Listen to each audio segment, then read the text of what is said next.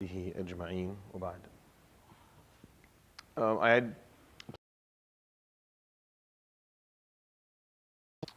discussing or addressing the topic of self-honesty and self-accountability, at least for now, with the plan, inshallah, to come back to it later on, inshallah, again. And the goal was to do answer some of the questions that came up and point out a few kind of final pieces for you. The weeks to come will be on and off, inshallah. We'll put it in the groups as we go along. But I won't start a new topic until probably September, and so we kind of come back in mid-September. But I will cover a little bit. So within Tazkiyah, there are different categories, and what I've covered over the last couple of years in the smaller groups and like throughout Ramadan and what I've been doing for the last few months is just the comprehensive piece. It's just the aspect of things where it's about your understanding and how you grasp the ideas or the abstract concepts. But there's other categories in Tazkiyah. One of them is the practices, the exercises, and those usually take a little bit more time, and that's what we're trying to do in the follow-up sessions, is trying to discuss people's experience with some of these exercises, because that's really how you grow. That's how you learn, is you try something that I give you, and you fail, and you try it a few more times and you fail, but you get better, and then you come up with a question where you have a roadblock, and then we help you with that roadblock, and that's kind of how you move along.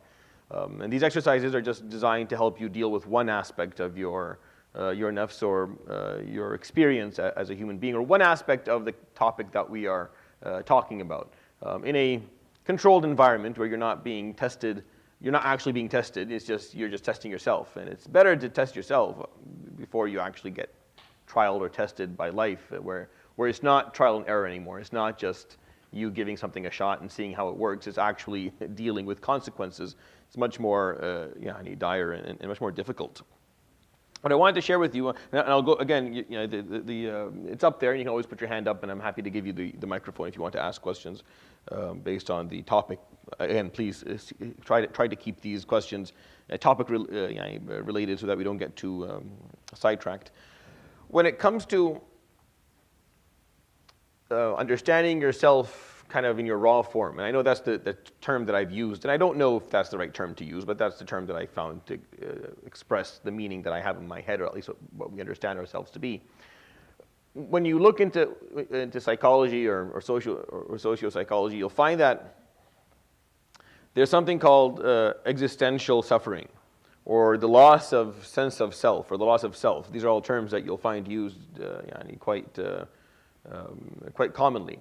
And the examples they give are pretty much the same. The same examples, just recycled, used a little bit differently, but the same ideas. Usually they are referring to either a man or a woman who lost the majority of what they used to do in their lives. Like, for example, a lady who lost her family. She was in their household a mother and a caregiver and a chef, and she did all these roles. She performed all these responsibilities, and then she lost her family and she didn't have any of those things. Or maybe her kids all moved out and her husband got ill and passed away or something. Now she has an existential suffering or loss of self, because she's not sure what exactly she's going to do. And you run into people like that where their struggle is that they can't figure out how to adapt to this new situation that they're in, because they only knew themselves through this one lens.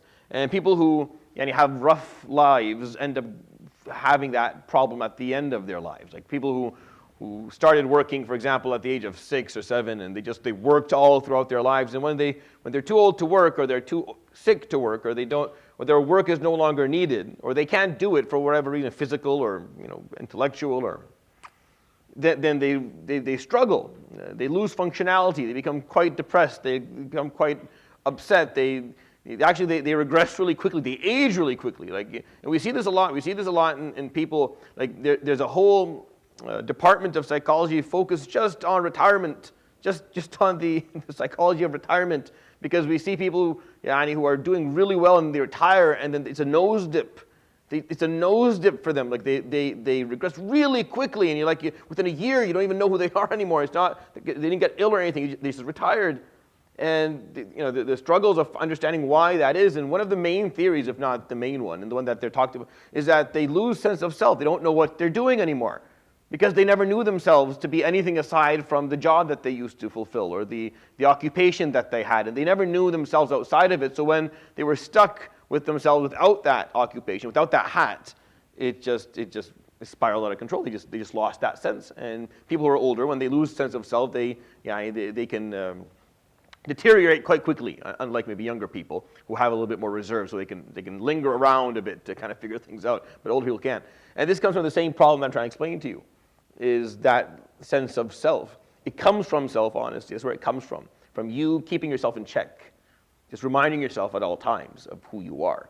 Who we are may not be impressive for the untrained eye. You may not like who you are, and that's usually the problem.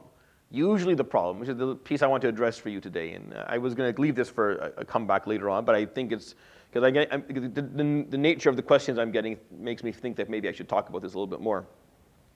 That if you don't like, and you don't, most of us don't, you don't like the fact that you're abd at your essence, at your core, you're just a servant of Allah subhanahu wa ta'ala, then you prefer the hat.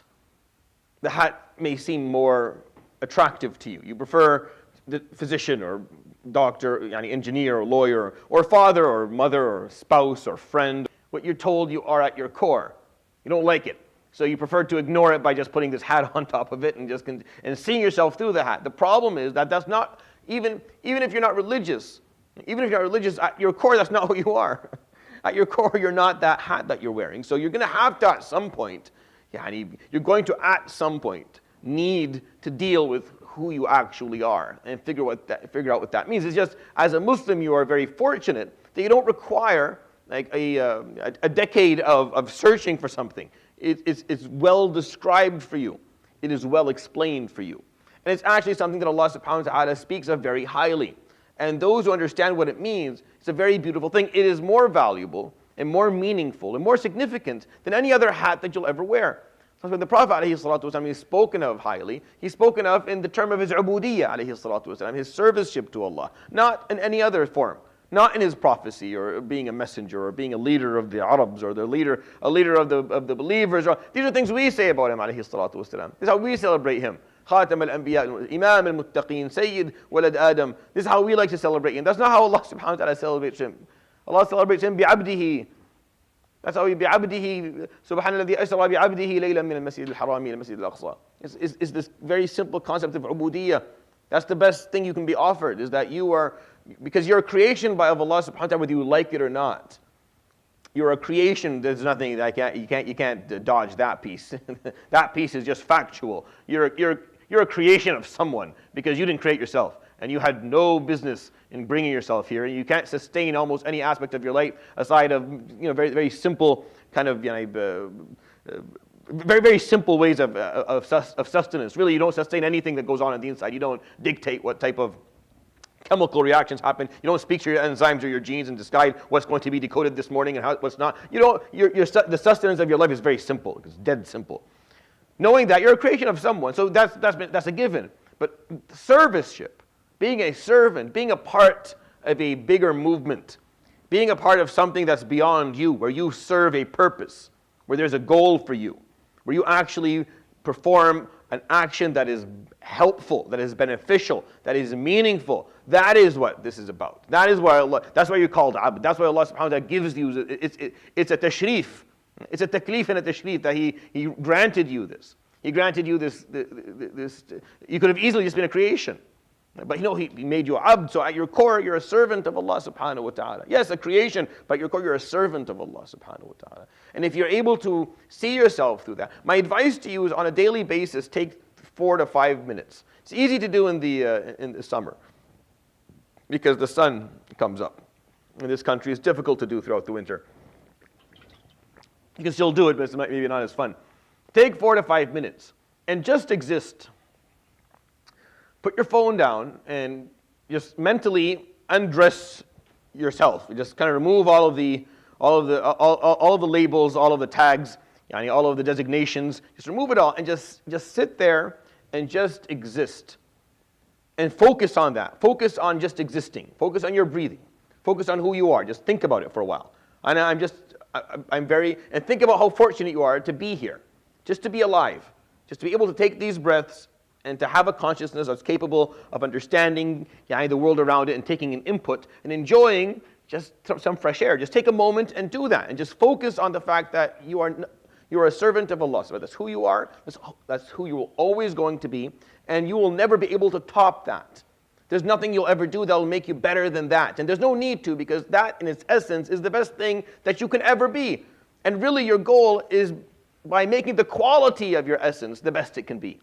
So it's not about quantity, how many hats you wear. It's about the quality of the actual essence of you, which is that being a servant to Allah subhanahu wa ta'ala, being the best servant that you can be. That's why the number one, like the first thing that we teach in Tazkiyah, that when you come in, the first thing I ask you to do, the 4 things you have to think about daily. And one of the 4 foundations is التحقق من معاني العبودية, that you sit down and you correct or you ask yourself or you check your serviceship to Allah subhanahu wa ta'ala every day. You sit down and think, am I a good servant? Is this how a servant would behave? Am I able to be that? Because that's who you are, regardless whether you're a president of a country or someone who's unnoticeable socially. Someone who no one notices socially, no one thinks about, no one cares if you're there or not. The differences between the sky and the earth for us, but to Allah subhanahu wa ta'ala, we're all the same, and it doesn't matter. You're still able to check, am I a good servant? But you have to be able to enjoy that piece. So you have to take some time and just exist that way. It's actually very meaningful. Once you learn to do this a bit, it's actually very meaningful. This is the only way you can contemplate, by the way. It's the only way you can reflect. You can't reflect as a doctor or reflect as an engineer or reflect as the teacher. You have to reflect as a abd. Because if you reflect as a teacher, you're reflecting, contemplating for someone else. The goal of teaching someone or educate, you're reflecting for you. You're contemplating for you, because that's the first rule of 3 rules of Tazkiyah. It's about you. You have to take this for yourself. I mean, it's supposed to be something where you grow through. So real contemplation and reflection doesn't even happen appropriately. Like, you can't do it well if you're not doing it as the right person, with the right, just like every other function in life only works if you do it as the right, with the right mentality. You can't be the engineer with your wife and a spouse with your employee. This is how you get in jail or killed. This is not going to work. You have to show up with the right hat, knowing who you are at that moment. The Prophet ﷺ did this. If anyone was going to fail at doing this, it would probably be him. Understand why? Because he's Rasulullah ﷺ. When is he not going to be Rasulullah ﷺ? In his house he wasn't. With Aisha and Hafsa he wasn't. Like inside his home, with his wives he wasn't. With his children he wasn't. Sometimes with his friends he wasn't, ﷺ. Which is very hard, because he carries that status at all times. People are watching him, and one of the things that we watched him for, ﷺ, was to see how he did it. Like, one of the main things we're always watching to learn from him. One of the things we can learn from him is that he knew how to present himself. And the reason it was so easy for him to transition from being a spouse to a father to a friend to a leader to a role model is because the core, the essence, was very stable. He knew exactly who that was. He was in touch with that person at all times. That's who he was. These were just hats that he was very graciously taking off and putting on, just depending on what the society around him needed. Whatever the society around him needed, he presented it, and that's normal. And it's a part of being alive. You're going to need to do this. We can't survive otherwise. So when you watch him ﷺ do these, and you understand that this is a part of, but you have to know who you are at your core. That aspect of ubudiyyah has to be clear to you. You have to take time, enjoy it. It's a beautiful thing. When you just sit there, enjoying a sunset or enjoying a breeze, as a creature of Allah subhanahu wa ta'ala, one of his servants. At your core, there's nothing more, nothing less. It simplifies things, and it puts you in the right mindset. You can contemplate that way, you can reflect that way, you can grow, you can plan, you can accept fault, you can accept accountability. Because the second piece that I want to make sure you understand clearly is that remember I told you at the beginning, you're critical by nature. Like, your mind has the ability to critique. Critical thinkers, so we're going to criticize something or someone. If not ourselves, it's going to be the other person. So I'm just inviting you to maybe stop criticizing outwards. Just criticize internally a bit and see how that works for you. But the same thing goes for accountability. Same thing goes. Accountability works in the same way. Someone's accountable. That's how your brain works. when things go wrong or things happen, someone's accountable. Someone's accountable. And self-honesty is an important piece to help you figure out how you're going to deal with that. If you don't perform self-accountability appropriately to yourself, then what it leads you to do later on in life, it's just a matter of time, is that you apply the accountability and the blame to the one who you should not ever apply accountability and blame to, which is a basic core belief you have as a Muslim. Like one of the basics of your creed is that Allah subhanahu wa ta'ala la yus'alu amma yaf'al wa hum yus'alun. He is not questioned about that which He does. And you are questioned. This is the basis of our existence, that Allah subhanahu wa ta'ala is Allah. We don't question Him. The story that we're living is not so that we get to question Him. The story is that we get questioned. But if we don't do that, so if we don't question ourselves, if we don't hold ourselves accountable, then it's just a matter of time, just a few steps down the road before you turn to the sky and you start questioning God and you start pointing fingers. You hold Him accountable, and that's an act of kufr. That's how you leave Islam. That's how you leave that's how you get out of the river. You're outside now.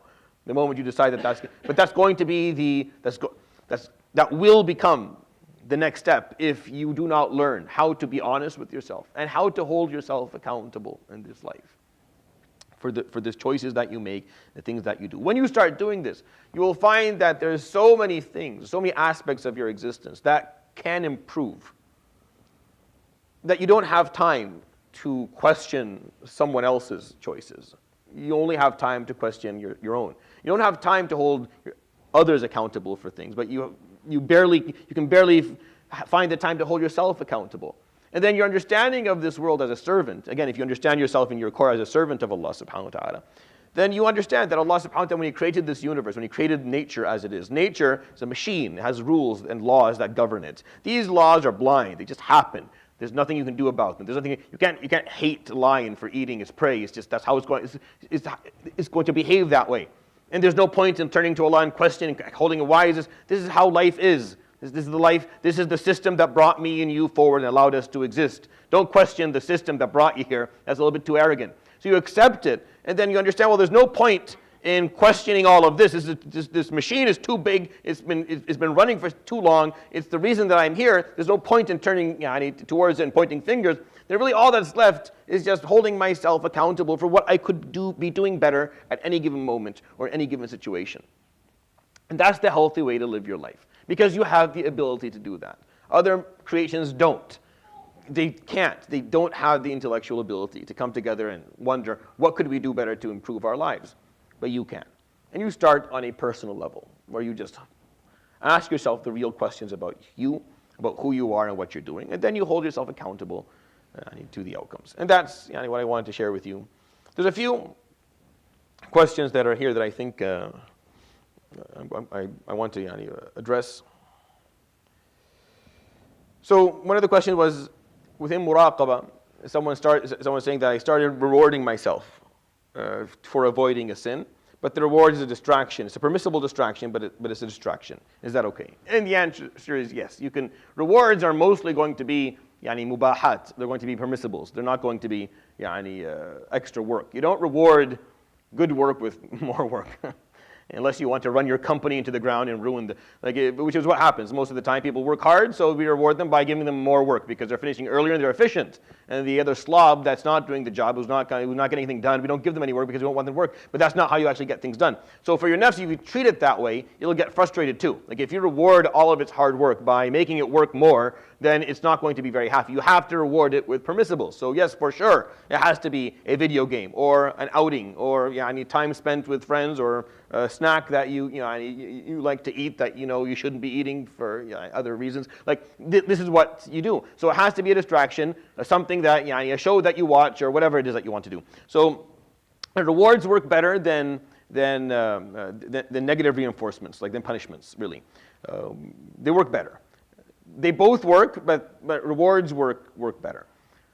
There will be certain types of mistakes, sins, habits, or things you want to change that will require that negative reinforcement, meaning you will have an attachment to an action or a detachment from an action. It's something that you want to do or you can't do, or you can't stop, that you're so adhered to, you're so stuck to, that it's not going to be enough just to you promise yourself a Kit Kat at the end of the day.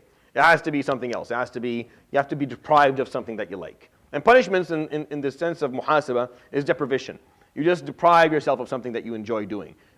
And that's why I asked you like a few weeks ago, write down your joys, like your secret, your small leisures, the stuff that you like doing, that you enjoy, your unwinding behaviors, the stuff that you look forward to within your day. Write them down, identify them clearly. So because we do them, we don't think about them, but identify them. At work, what is it? What is it that you enjoy? See, that's why Ramadan is so powerful, because Ramadan has already told you what they are, because you know what they are. It's the 12 o'clock tea. It's my 12 o'clock small English breakfast tea with a Splenda on the inside. That's my thing. You take that away, then you've taken away 80% of my joy of being in that place to begin with, right? You start identifying what makes you happy in something, what gives you a small joy. But that small joy is now a tool. Why is it something that you identified, you have leverage now. It's like if you have a child, you figure out what they like. You can't raise a child that you don't have leverage over. It's impossible. Like if your child doesn't care about anything, because you have spoiled them to the point where there's nothing you can take away from them or give them that's going to make a difference to their lives, you've lost the war, battle. You're not going to win this, they're going to do whatever they want. You have to have that leverage where they really like this, and you take this away, they're going to be really upset. So you have that leverage, you can say, okay, well, it's a negotiation now. You want this, you give me this. You don't want give me this, you don't get this, and now we can talk. Now we can actually have a discussion, and they'll mature up in the way that they'll discuss things with you. Same thing with your nafs, no difference. You want this every day, don't you? Yeah, you want, okay, then this has to happen beforehand. And today we can't do this. We cannot behave this way, we can't speak that way, we can't do that. And if we do, then we don't get that. And then you do that a few times in a row, and you'll start seeing that you're getting less of a fight. It's all about decreasing the amount of resistance, the internal resistance that you get for wanting to do something you should do or stop something that you shouldn't do. Because there's always that internal resistance, the pushback, where you want to do it, but there's a pushback. It doesn't want to let you. Once you start threatening, or once you start rewarding and depriving, you'll find that slowly the nafs will start giving up a little bit. Just like, and it's the same thing for a salah, for example. Like most of us, as we grow older, salah becomes less of a problem. Like most people, as they grow, as they age, it's not. Also, he just gets up for fajr, gets up for dhuhr, doesn't even think about it anymore. Why? Because he's gone through this already, through guilt. Usually, it's through guilt, through his heavy levels of guilt, where you just your conscience kills you all day. I didn't wake up for fajr, I didn't pray. It just bothers you, it nags at you. So you don't want to feel that way. So you just rather do it. So you use something. The guilt is a negative reinforcement that you don't want to feel anymore. So it stops becoming a problem later on. But it takes a long time. This way of doing it, with no planning, with no actual effort, it just takes years and years and years for it to work. And sometimes because it's not planned out appropriately, the nafs wins because you're not focused 100% that this is what's happening right now. There's a little bit of a war going on here, a battle where I want to get something done and it doesn't want to do it. So how am I going to win this? It's up to you. So if you know it's happening, then you're more likely to win this because you have now. Because the nafs is not as intelligent as you are, and your nafs is not actually that sophisticated. It's driven by its greed. It's driven by its will to survive and its greed for dunya. That's it. It keeps you alive. It's your best ally. Your nafs loves you more than anything. It's your biggest cheerleader. It just doesn't know what's good for you. It just doesn't know what's best for you. So it's going to cheer you on for stuff that it's not helpful, but it thinks it is. So you have to re-educate, and sometimes it's not going to learn. So you just have to think, we're not doing this. I know you think we should do this, we shouldn't do it. It's not helpful for us. And then you have to really reroute its programming for a while, and that takes time. So yes, using permissible distractions is definitely the way to go when it comes to rewarding yourself. All right. There's a few here that I read that I want to. Okay. So this is one that I think I'm going to point out quickly because I think it's, how do we balance self-blame and understanding Allah's decree and self-accountability? So the words self-blame and self-accountability are the same. I don't know what the difference is between them here, but I'm assuming that whoever put the question has a differentiation or distinction between these terms. If the word self-blame if blame turns into loathing, then that's not what we're looking for. Never in Tazkiyah will I ever tell you to do that, ever. Nor do I think it's helpful, nor do we have any examples of doing it, nor do I have any of the prophets or the Sahaba or the scholars I learned from that I ever watch them do this. Self-loathing is a ridiculous behavior you should never do. And if blaming translates into that, then get rid of it because that's not the goal here. the way I understand the word blame in English is a way to relieve yourself from responsibility, right? Or to accept full responsibility. And in either way is unhealthy. If you accept zero responsibility, you're probably wrong. Like there's probably, if you're involved in it, then you have to be able to acknowledge at least an aspect of responsibility. And if you accept all of it, that can be a little bit too heavy, which is why Allah subhanahu wa ta'ala in the Quran continuously, when He talks about qada and qadar, always reminds you that what happens in life happens. It's a part of Allah's decree. Some of it, you just have to accept that it happened. And Allah subhanahu wa ta'ala is watching over you as it did, and you can't change the past. So He takes off subhanahu wa ta'ala a certain degree of that blame so that you're not crushed by it. But what happens on the other side is that people take this teaching from the Quran and they flip it. And they use these verses instead of to relieve some of the pressure of the accountability that they're carrying so that they're not crushed, they use it to remove any form of accountability. So qada and qadar goes from a way for you to be able to live life after you make a mistake. If someone's driving a car and they're reckless and they're drunk and they have a passenger, someone in the passenger seat, and they have an accident, they kill someone they love in the passenger seat. This is an irreversible harm that they have caused, that they cannot go back and do anything about. How are they going to live their lives? How is this person going to live the rest of their lives knowing that they killed this person who was innocent, who had nothing, who loved them because they were like, qada and qadar comes in and it relieves enough of the pressure so that you can function, so they can look back at that behavior, accept the healthy amount of accountability, accept responsibility, change from that, move forward, be different, but also accept that it happened, that it's a part of Allah subhanahu wa ta'ala qada and qadar. You can't do anything about it. This is what it's there for. But when we use qada and qadar to say it's not my fault at all, and you just go back to that same behavior and you act like it wasn't, and that's what a lot of people do. They use understanding Allah's decree as a morphine. It's an IV. It's to numb any form of pain, or it's an opioid. It's basically a mental opioid, and it's not supposed to be that. It was never designed to be that. Like qada and qadar, the way it's explained in the Quran is not that at all. It's just there to make your life a little bit more bearable when horrible things happen and you did something you participated in this. Like this outcome is not foreign to you.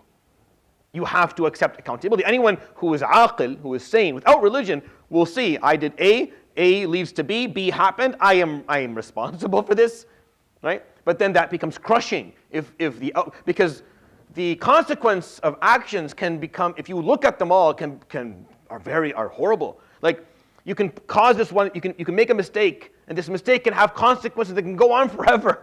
That can go on literally till Yawm al-Qiyamah, affecting people negatively. That is a burden that no one person can carry. So qada and qadar comes in and it relieves that. So it's a part of Allah subhanahu wa ta'ala's qada and qadar. So yes, you're responsible. Accept your responsibility to the degree that you can accept it. Accept that accountability to the degree you can. Hold yourself accountable with muhasabah and then move on, because it's a part of Allah subhanahu wa ta'ala's qada and qadar. But if you don't do that, then you're just going to sit there crumbling.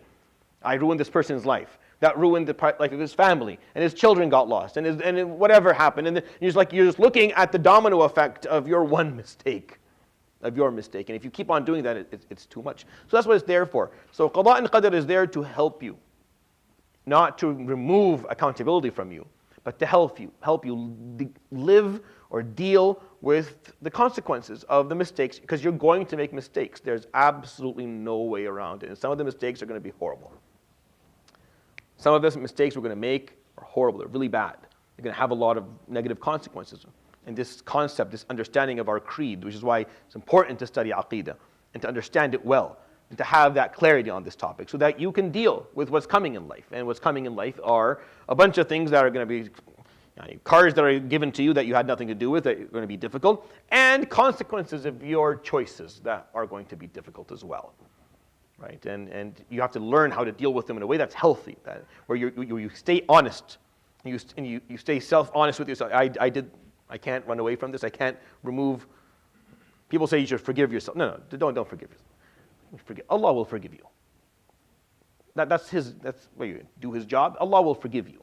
You accept that you've done something wrong.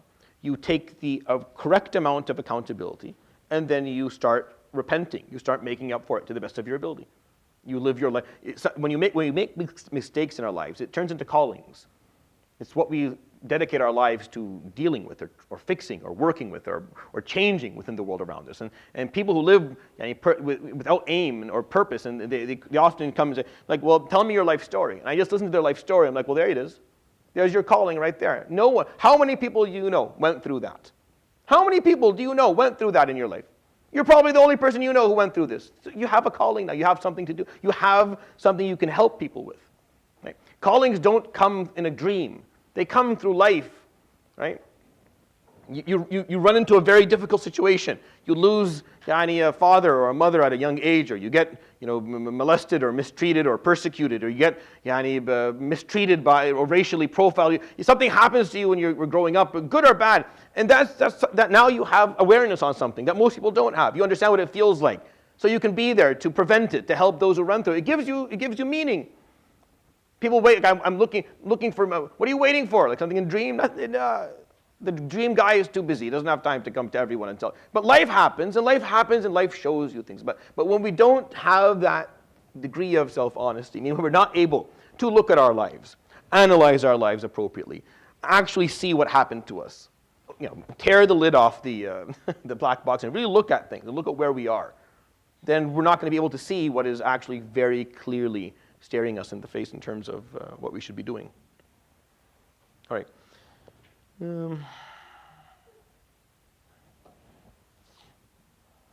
Okay, I like this one. I think this is a good.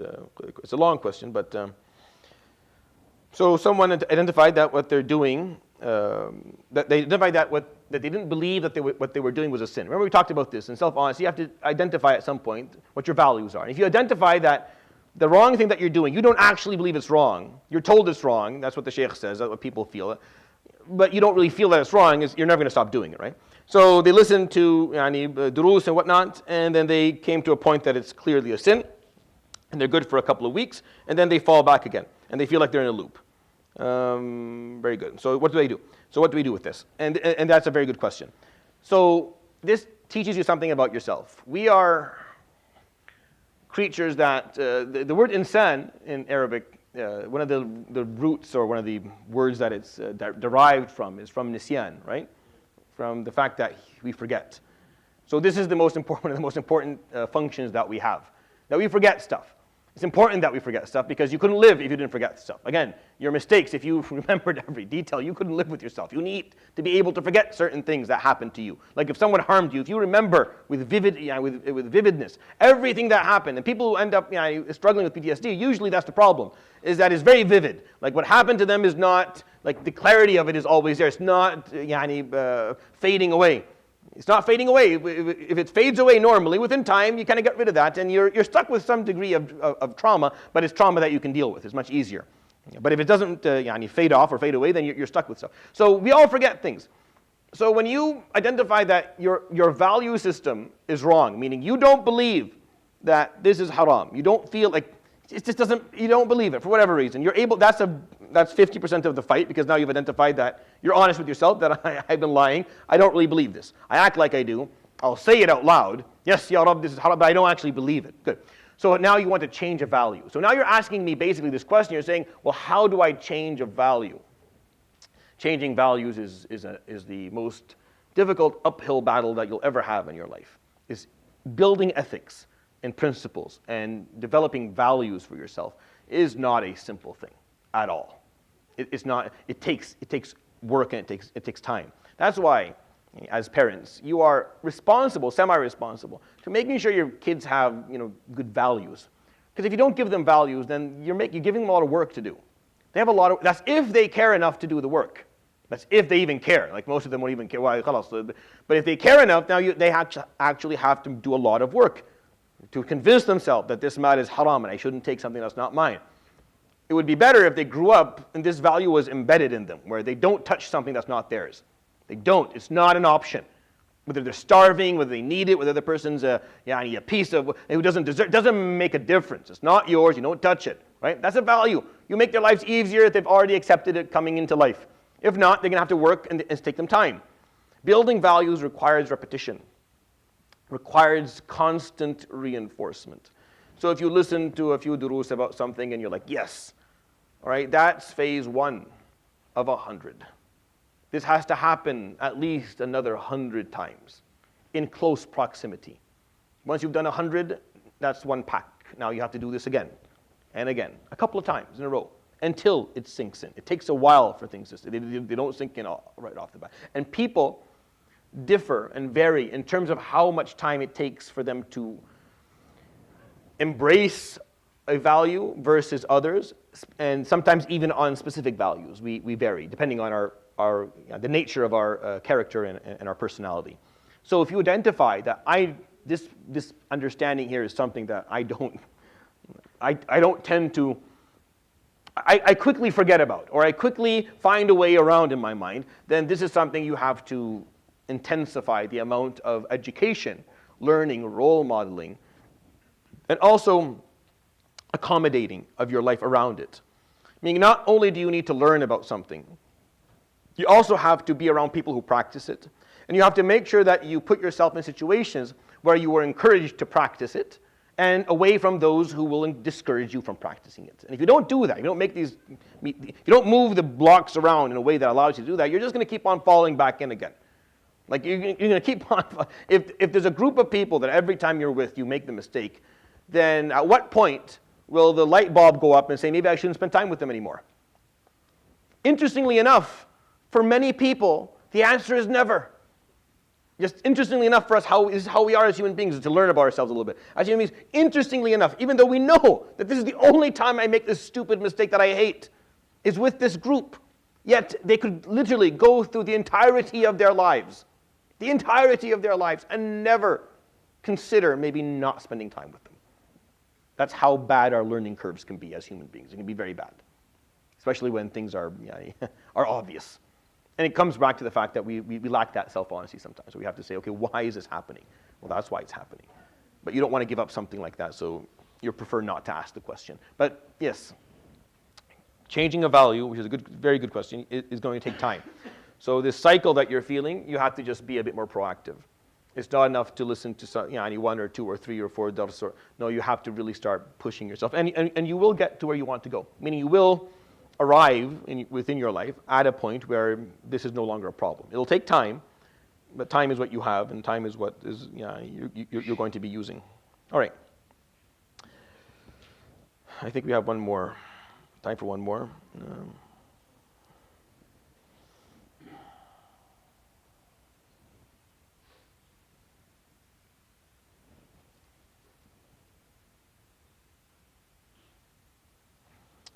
Every time this it throws me back and I can't.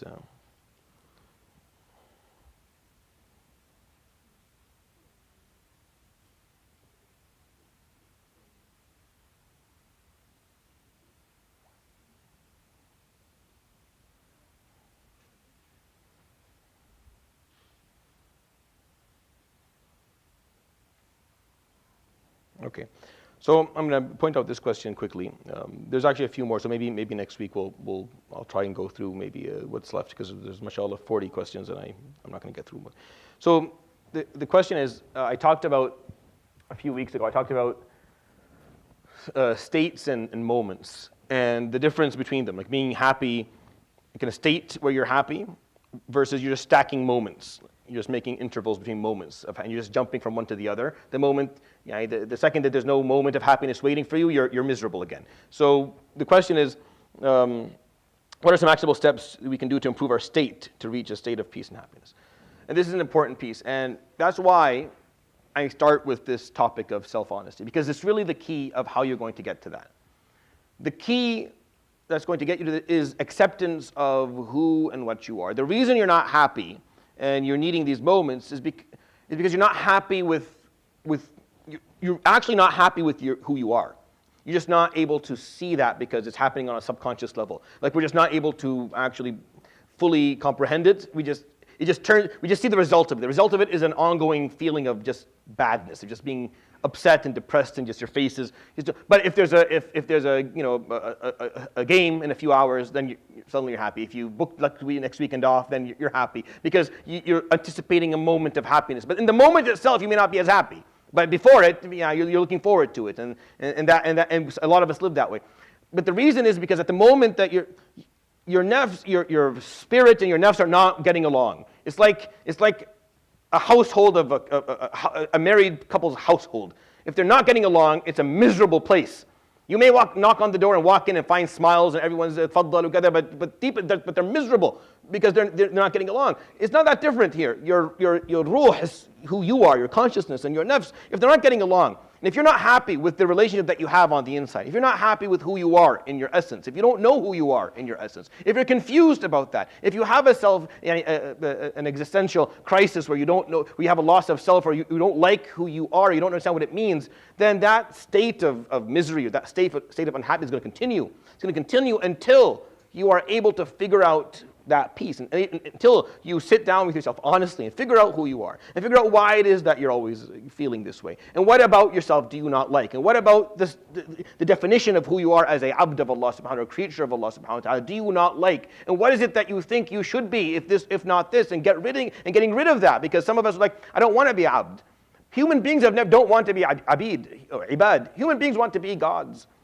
Human beings want to be, they always have, which is why we love Marvel and DC and Greek mythologies, because that's what's fun for us. I want to be able to spit fire, and I want the titanium to come out through my hand, and I want to fly, because this is boring, I don't like it. So we enjoy watching it, and then if we can make gods a little bit more like human beings and make them fight a bit, and then we can beat them somehow, it feels good, because we're not happy. This is a social, cultural, pan-historical problem that we've always had as human beings. So if you want to change that, if you want to live the peace that the Muhammad ﷺ and his followers lived, then you just have to start going back and doing what they did and understand it's very, very mean, it's beautiful. You'll be much happier and much more at peace if you're able to do it, but it starts by taking the binoculars or the microscope or and turning it inwards and looking honestly at yourself and what you're doing and who you are, and starting to accept certain things, come to terms with certain things. When you do that, the nature of the questions change, by the way, which they have not yet. Like the questions I'm getting are, so once you start doing this, the nature of your questions will change, and you'll start asking questions that are much more, and we can start having a conversation about this a little bit more deeply, inshallah. So we'll end with that. We'll, after Maghrib, inshallah, the sisters will be up in the extension, the brothers will be in the room for any follow-ups, and then we'll see you next week.